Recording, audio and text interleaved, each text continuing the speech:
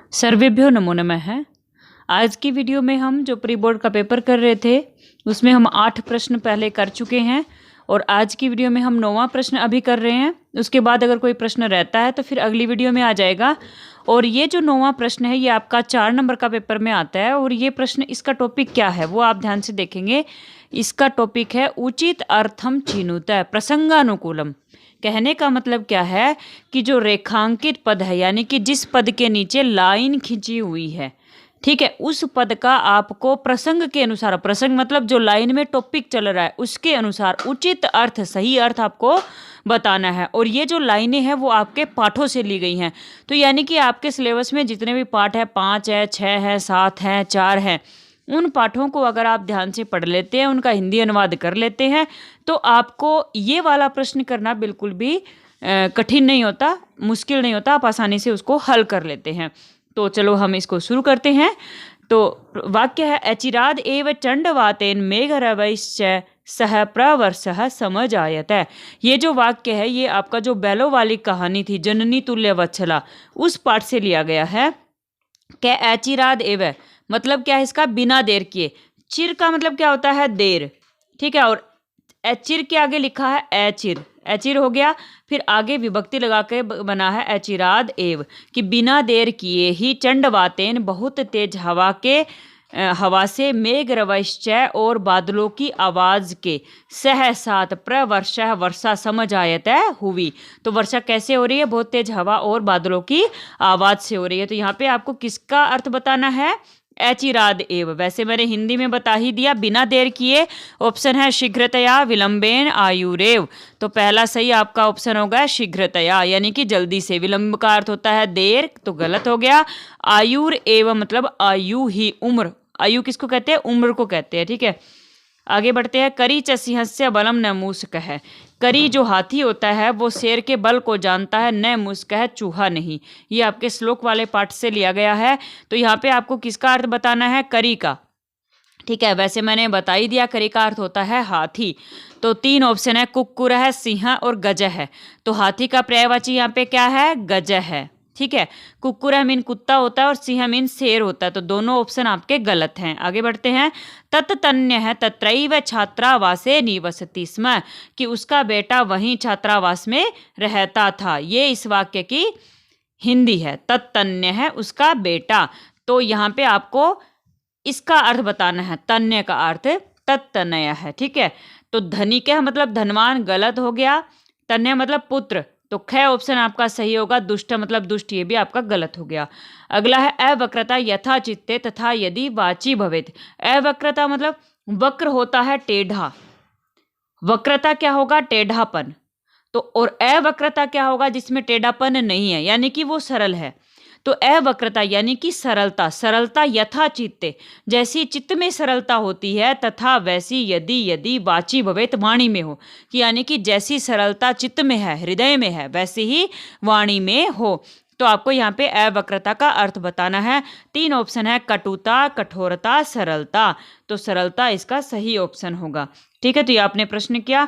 अगला इसी प्रश्न का एक पार्ट रहता है, स व्याग्रह तथा कृत्वा काननम ययौ, और वह बाघ ऐसा करके वन में चला गया। काननम, काननम का अर्थ बताना, और कानन का अर्थ होता है वन, जंगल, ठीक है।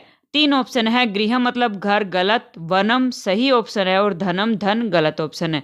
आगे बढ़ते हैं। भाषिक कार्य वाला प्रश्न हल करते हैं। भाषिक कार्य संबंधा नाम प्रश्ना नाम समुचितम उत्तरम विकल्पेभ्य चिनुत। 6 नंबर का प्रश्न सबसे इंपॉर्टेंट प्रश्न, आसान भी है, ऑप्शन के साथ है, तो कठिन नहीं है, और 6 नंबर का है, ठीक। बहुत सारे नंबर देके जाता है।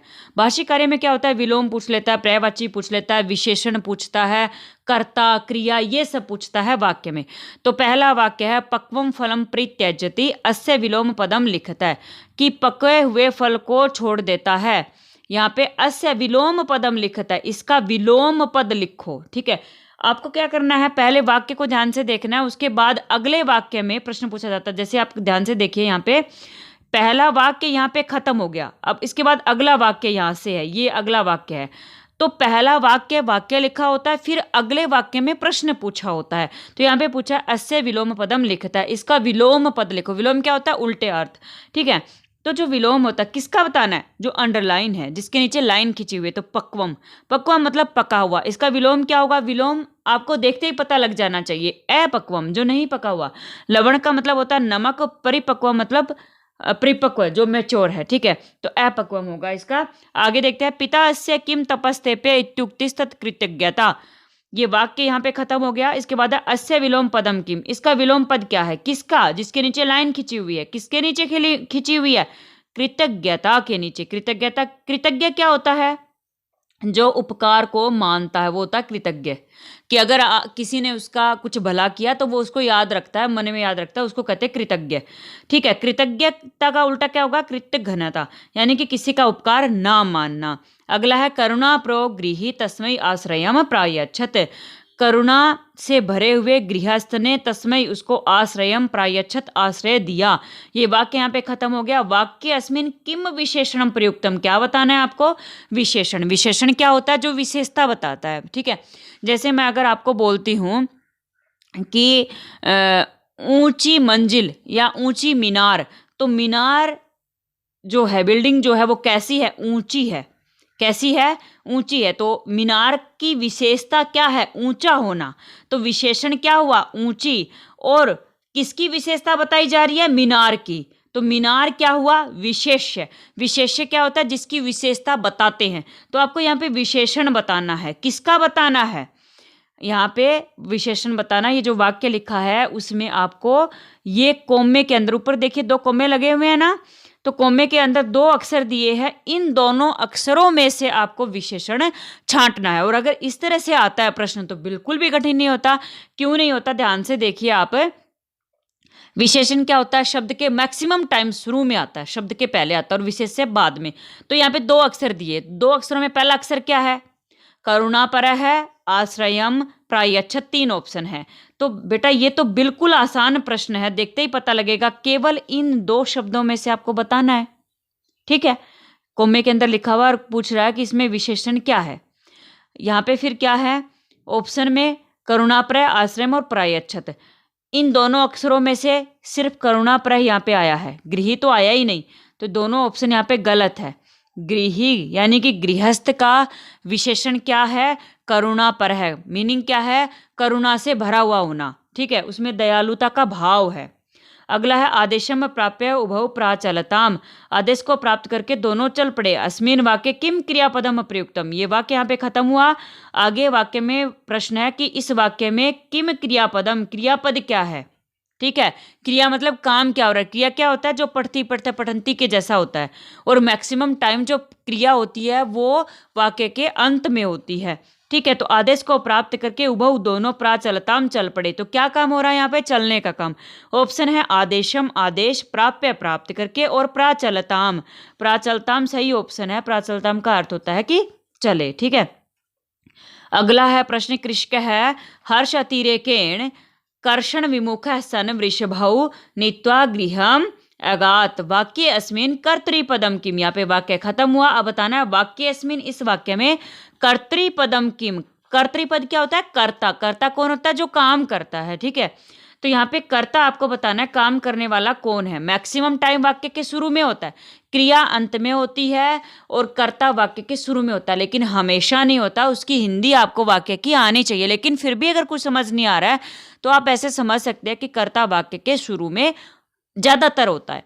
तो वाक्य है आपका, कृषक है मतलब किसान, हर्ष अतिरेकेण बहुत अधिक खुश होकर के, कर्षण विमुख है मतलब जोताई को छोड़ करके, कर्षण क्या होता है, जुताई करना, विमुख है मतलब उससे हट करके, सन होकर के, वृषभौ दोनों बैलों को, नीत्वा लेकर के, गृह अगात घर चला गया। कौन गया है घर, किसान गया है। तो जाने का काम किसने किया, किसान ने। तो काम करने वाला कर्ता कौन है यहाँ पे, कृषक है, तो कृषक सही ऑप्शन होगा। आगे है लोकानां पश्यताम एव सर्वत्र जल उपप्लवः संजाता है, अत्र किम अव्यय पदम, यहाँ पे अव्यय बताना है। और अव्यय क्या होता है, अव्यय का प्रश्न हमने पहले हल किया। अव्यय वो होता है जो हमेशा एक जैसा रहता है, जिसका एक वचन से बहुवचन, स्त्रीलिंग से पुल्लिंग नहीं बनता। और अव्यय अगर आपको समझ नहीं आते तो अव्यय की वीडियो हमने 2 बनाई है, उससे बाहर कोई अव्यय का प्रश्न नहीं आ सकता, तो आप वो वीडियोज देख लीजिए। तो आप यहाँ पे पूरे वाक्य को ध्यान से देखिए। पहले जो वाक्य है यहाँ पे, लोकानाम पश्यताम एव सर्वत्र जलोपप्लवः संजाता है। वैसे तो यहाँ पे अव्यय जो है ना वो सर्वत्र भी है, ठीक है, सर्वत्र भी है, लेकिन ऑप्शन में आपके क्या है, आई, एव और संजाता है। तो आप ऑप्शन में क्या करेंगे, एव को टिक करेंगे, ठीक है, तो आप एव को टिक कर देंगे। अगला है करणीयम बहिर अंतर जगति तु बहुशुद्धिकरणम अत्र किम अव्यपदम। यहाँ पे अव्यय क्या है, फिर से अव्यय वाला प्रश्न है। तो करणीयम बहिर अंतर जगति तु बहुशुद्धिकरणम की यहाँ पे ऑप्शन है करणीयम जगति और तु। करणीयम मतलब करना चाहिए, प्रत्यय इसमें लगा हुआ है, ठीक है। अव्यय में कोई प्रत्यय उपसर्ग वगैरह कुछ नहीं लगता। जगति मतलब संसार में, ये जगति सप्तमी विभक्ति है तो रूप चल गया बालक की तरह। तो तू जो शब्द होता है ना, तू हमेशा ऐसा ही रहता है। आप कहीं भी तू शब्द को देखिए, हमेशा तू शब्द ऐसे ही लिखा होता है, उसमें कोई चेंज नहीं होता। तो आप तू ऑप्शन को आप यहाँ पे टिक करेंगे। तू जो है ना वो अव्यय है। तो इस तरह हमने यहाँ तक 10 प्रश्न हल कर लिए। आगे की वीडियोज में अगले प्रश्न हल करेंगे। अगर आपको हमारी वीडियो पसंद आए तो लाइक, शेयर और सब्सक्राइब कीजिए, और इससे संबंधित जो भी सुझाव हैं वो आप हमारे कमेंट बॉक्स में लिख सकते हैं। धन्यवाद।